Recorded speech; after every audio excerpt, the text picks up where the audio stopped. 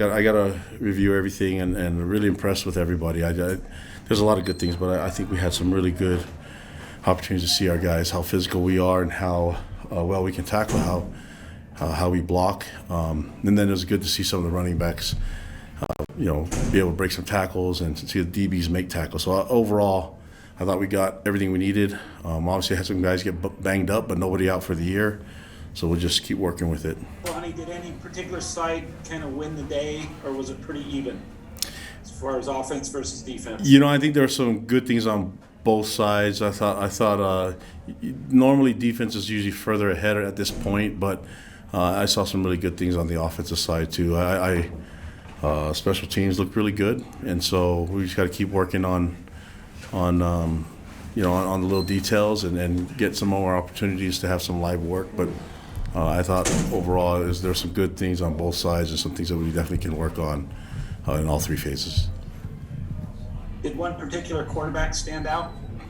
You know what? I wasn't even paying attention to who the one was. I just saw some things that were. I don't. If I'm looking at it now, I probably can't answer that until I watch the film. I know you're looking for more. We just barely just got off the field, so I know that we had some turnovers and things that happened today, and so some interceptions. But I think most of that was the defense making plays, and overall there was some good and bad on both sides. But I thought it was a pretty good day, just a great day of work.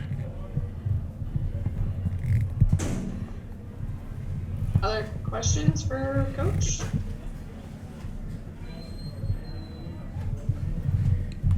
That's it. Norma, go ahead. Norma's not going up there. Okay, go ahead, Norma. Yeah, I just wanted to, make sure Kalani didn't get off too easy. I feel like I missed the first couple of minutes, so I'm not sure if you already answered it, but seeing the first scrimmage, I assume, right, of fall camp, would you say there's been any drop-off in team performance compared to where you guys left off last year, or is it just the usual drop-off, or is it a little bit more? Well, I think there's always going to be drop-off, especially when you lose a NFL caliber type of quarterback that's in his, has tons of experience under his belt. So, but it's not like you're just dropping off two guys that have never been on the field. So we have guys that in Baylor and Jaron that have played in games and have started in games, and so that's a little bit different than what you normally would see when there's no experience behind the QB. But and then Jacob's just he's different in the way that he learns. He's an accelerated rate in the way that he learns and the way that he performs, and he's extremely confident. So that's why all three of those guys are in the mix. I have to go review the film, and I'm just telling you right now that off of just watching practice today, I can't tell you if there was much separation, but I think after watching it on film, we'll be able to tell a little bit more. Was there anyone that kind of surprised you today?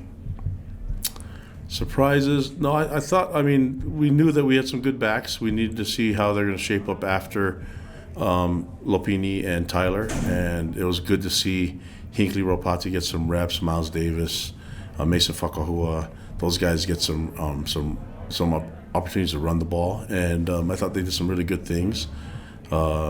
Protection-wise, I thought we were decent, and so I'm just looking at things that I didn't see a lot of administrative mistakes, which was really good. That meaning the pre-snaps, false starts, things like that. I thought it was pretty clean for the most part, and I thought that we had some substitution issues with what we're doing on both sides, but none of it was anything that was too alarming. I thought for the most part really clean.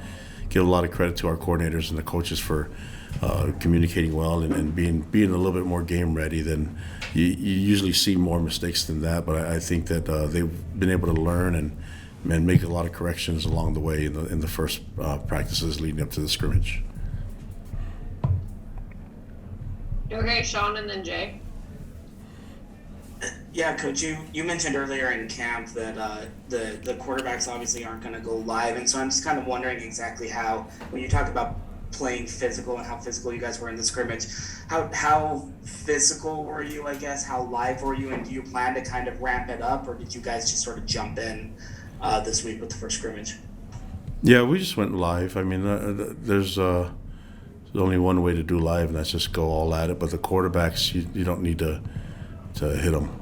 So we don't run a triple option scheme, or not yet. So we'll see if we have one ready for Arizona. But but that's our system doesn't require the quarterback to carry the ball much and to do stuff like what the Navy and Air Force then do. So I think we were able to see if there are sacks, and maybe we'll have to watch the film. It's hard to do it in real time, but I think I've given kind of Ed that job of making the decision if it was a sack or not. But I saw some good things from defense, saw some really good things from offense, and away we go. It's just really good opportunities for us to learn and get better. That's what I want to learn from this. But for the scrimmage, though, I thought administratively the mistakes that you normally show up didn't show up as they have in the past, meaning the false starts and that much miscommunications. So it was a good, clean practice and scrimmage, and saw a lot of good tackling and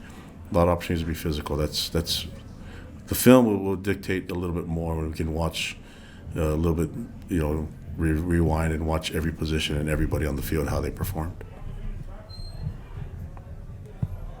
Kalani, how close are you to a depth chart, pretty much a 2 deep chart, or are there still position battles kind of going on?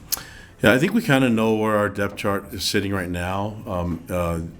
Probably there's some positions that we know for sure where how it's going to look, and then there's others that it'll take a little bit more. But it's right now. I know you guys may not like it, but there's a lot of ors still right now, which is a good sign. What we're trying to do is just solidify who's going to be the definite starter and who's going to be a definite backup. And then if we're still unsure, that means that they're both really good, and maybe we have to change personnel groups or change some stuff scheme-wise to get the best 11 on the field. So, yeah, I think that's starting to form, Jay. I see it happening a lot quicker than other times. Just the one is the one that you guys all are interested in, and that's the quarterback. But everything else is starting to shape up pretty quick. Okay, Jacob, go ahead. Hey, Coach, kind of shifting gears, this week was the start of the NFL preseason. Have you had any contact with some of you guys who have made their NFL debuts this week?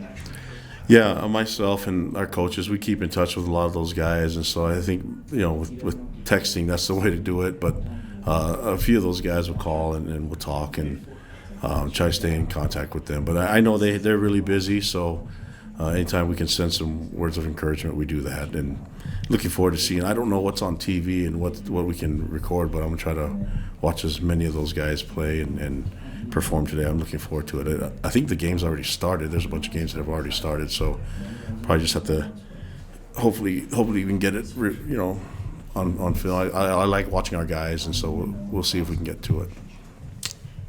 Good question.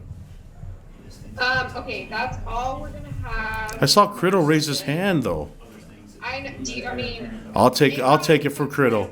Okay. Criddle was one of my players that when my first year of coaching, I got to coach him. So I gotta be nice to him. Yeah, I appreciate that. No, I'm actually really intrigued. I think there's been an argument in the offseason that the best position group is actually the specialists this year, even though there's a lot of talent everywhere else. The only question mark was surrounding the long snapper, and I've seen long snappers win games and lose games, and so is the delineation still there for the Austin Riggs-Britton Hogan battle? Yes, from my point of view, yes. Ed will be making that decision, but we have two really good snappers, and they can do both the long and the short snap, and really like those guys. So,